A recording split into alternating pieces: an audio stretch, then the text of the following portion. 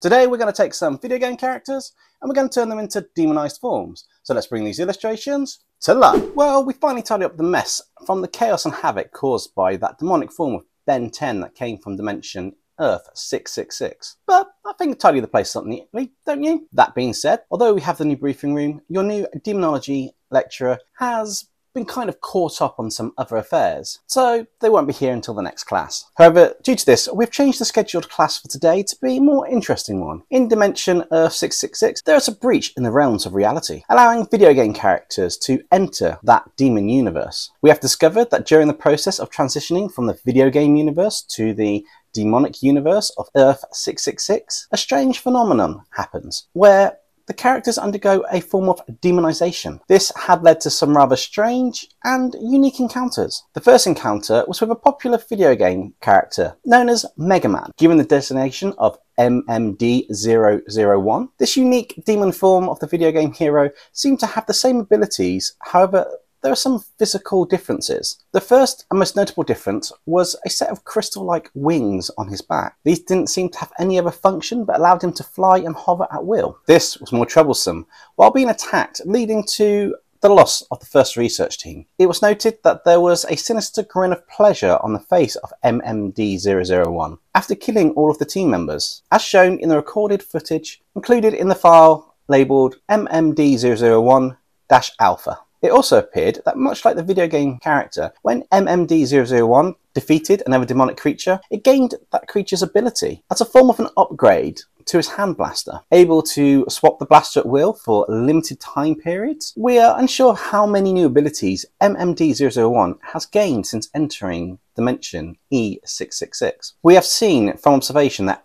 MMD001 has the same core weaknesses from the original demon defeated, where the ability was gained. This means we can counter some of the known demonic attacks and abilities given the right opportunity. We currently do not know if there is a limit to the amount of abilities MMD001 can obtain or use. There is also a horn-like design on the head of MMD001, which has been used as a headbutt-style attack at close range. We theorise the length can be extended and it looks similar to a tail of a scorpion, potentially poisonous, however, we have yet to confirm this. The chest of MMD001 has a skull design, and where the stomach is, there is a giant mouth. This is far more menacing when observed in the field. MMD001 uses the mouth to devour the bodies of those it's killed in order to regain energy and heal any wounds it may have obtained. It is worth noting that the larger the injury, the more bodies MMD001 has to devour to get back to its full health. We have also seen that MMD001's right eye burns with a green flame when the blaster changes to a form that looks more organic in nature, with floating crystals similar to the wings on its back. The core of the blaster has a green flame burning inside of it. We have only seen one instance of this when battling against a giant demon that encountered MMD001. After it backed MMD001 into a corner, this blaster was brought out, and within moments, a blast as powerful as a nuclear explosion fired out, and the green flame disintegrated the upper body of the demon MMD001 was fighting. What followed after was the scene of a heavily injured MMD001 beginning to devour the remains of the creature, getting back to full health, regenerating any part of it that was damaged or lost. We recommend observing MMD001 from a distance at this time in order to gain as much information as possible to deal with this threat. The only blessing to date is MMD001 prefers to remain close to the portal between the two dimensions, perhaps waiting for someone or something to emerge.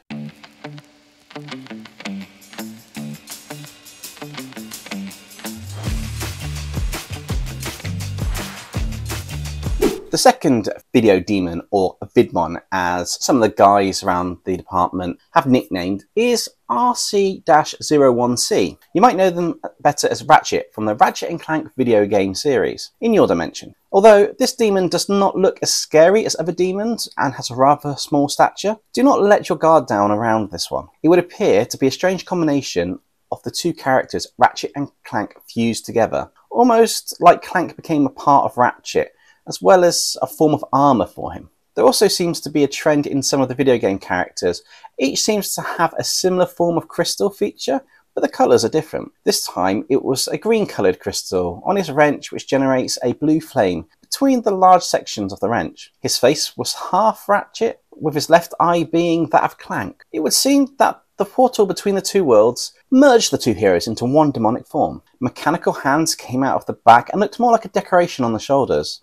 Well, that was our first assumption. Turns out that the arms are usable and only rest on the shoulders, adding an extra advantage in close range combat or in day-to-day tasks. Our research team originally thought that RC01C was friendly, but that was only a temporary condition that happens from time to time. It would appear that the joining of the AI mind of Clank and the organic mind of Ratchet caused an unstable personality in RC-01C. For short periods of time, even though it was a demonic entity, it was approachable and curious to learn and exchange information, possessing an affinity for anything technological in nature, being able to interface with anything using a wireless connection, regardless of the encryption level. The only problem arose when RC-01C changed to the AI program, causing the unstable personality to surface, and what ensued was a massacre. The team was killed, and instead of being devoured or left, they suffered a fate far worse than death in some eyes. You see, the bodies of the team were taken and reassembled as cybernetic demonic monsters using parts of the technology and demonic energy from RC-01C. This has led to a small army of worker drones helping RC-01C to create strange devices and machinery, most of which we have no idea what they do. We just see the drones regularly building these machines time and time again. The terrifying thing is we are unaware what RC-01C is up to. It's been noted that depending on the personality in charge, the device being created has changed slightly, and we are unsure if the nicer form of RC-01C has been creating devices that balance out the effect of the other ones. Either way, if you do encounter RC-01C, it would be best to observe carefully before you try to pass its territory. If you're lucky, the nicer personality might let you go in peace. If not, you might just find yourself working as a cybernetic drone for the rest of eternity.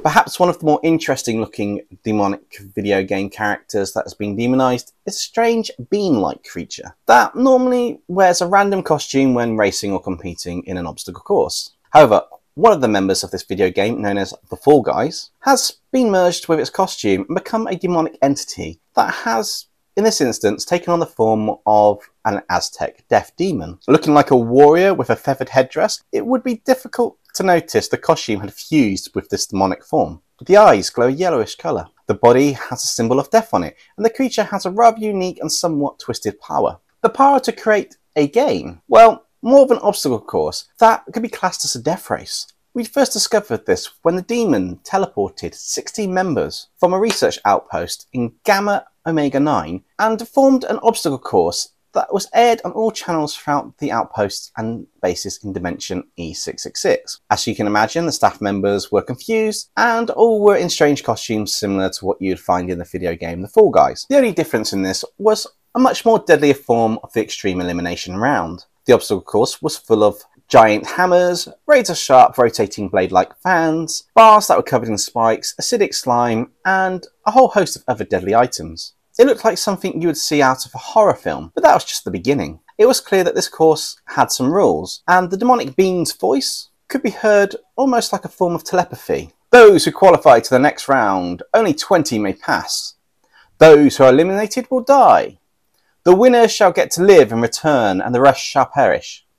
Those who refuse to take part shall die. It was clear at this point, everyone forced into the game knew they had to take part in this insane course, otherwise they had no chance of surviving. As the round began, members of the staff did their best to complete. Members of the course did their best to complete the course. But it was far more horrific than anyone could have imagined. Within seconds, over 10 members were crushed under giant hammers, leaving a splattered mess all over the floor, with parts dripping from the hammers as they rose back up. Those who made it to the halfway mark started to get overconfident and made foolish mistakes, thinking they were untouchable. Although they probably deserved it at this point, it was still horrific to watch what happened to them. After what seemed like hours, the round was over. From 60 staff members at the start, only 10 had qualified. Eventually, only 2 were left in the final round. It was one similar to the hexagon level, where the tiles below the 2 remaining competitors would disappear, going further and further down until they fell into some slime. However, this was a giant lake of acidic slime. If you fall to it, it was certain doom.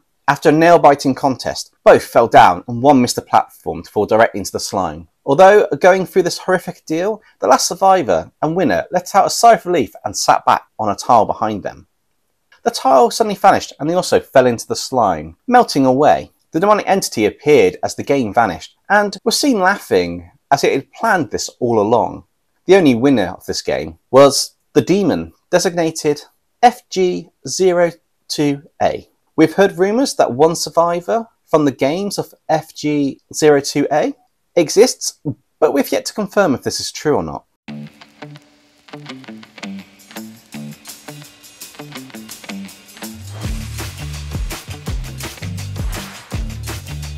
Our last demon for today is one from the popular game Mario, or Super Mario. However, this is not one of the famous plumber brothers, Mario or Luigi. Instead, it's known as SM003. This demonic creature, although rather pleasing to the eye, other than half of its face being a skull, is a demonic temptress. Yes, you heard me right.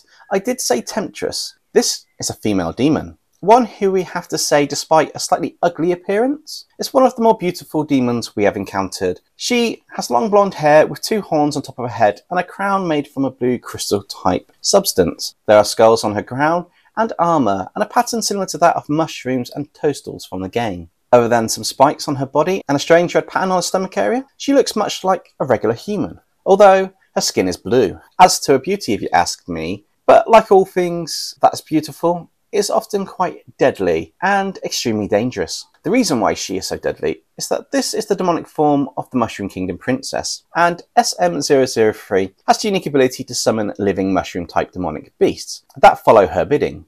These mushrooms often start small but can grow gigantic in size and devour most things they encounter. They seem to be the perfect guard dogs for SM003, but more importantly, is that she can control other demons and living beings by attaching a specific type of mushroom spore to those she wishes to control. After losing contact with our research outpost, a team was sent in to report what had happened to those stationed there. Imagine their surprise seeing the staff members going about their daily business, working for this demonic queen instead, due to the shrooms on their bodies. They looked normal. It wasn't until one of the investigating team members got up close, they noticed a fungus-type infection on the base of the staff members' necks. We did try to remove the infection, but this unfortunately resulted in the instant death of the team member. Since then, we have taken some staff back and quarantined them to study the effects of the infection. Imagine our surprise when SM003 began to talk through the voice of one of those we had quarantined, asking what we were doing with one of her subjects. It was clear that SM003 had decided to take over the outpost and increase the size of her kingdom, using the people from the Department of Multiversal Matters as a basis. This might not have been a problem if the staff had chose to join her willingly. I mean, we wouldn't know what had happened, it'd just been an empty outpost. However, having them stay at the outpost using our resources for her own benefit, that was a rather strategic and bold move by SM003. After a lot of trial and effort, we managed to form a kind of peace treaty with SM003 and the Department of Multiversal Matters. It was discovered that those infected by the shrooms did not have to be living, but they did have to be intact. This has led to a rather unique, if morbid, agreement where we provide SM003 with access to a regular supply of corpses.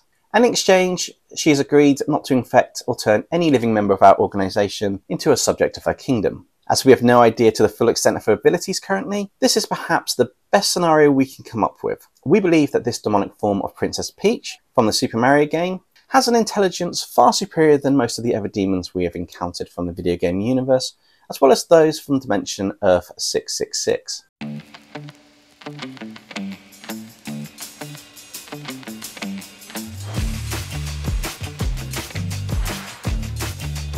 I'm really pleased with how all these designs came out. I really enjoy the Megaman kind of like demonic form. I had a lot of fun doing them.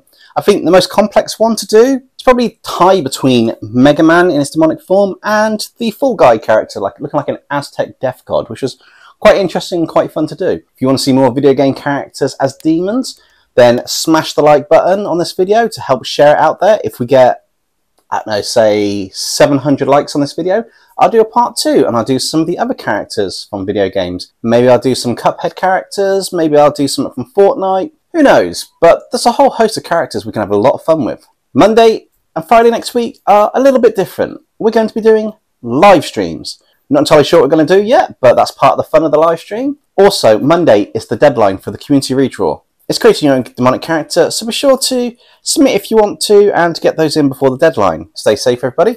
Catch you next time.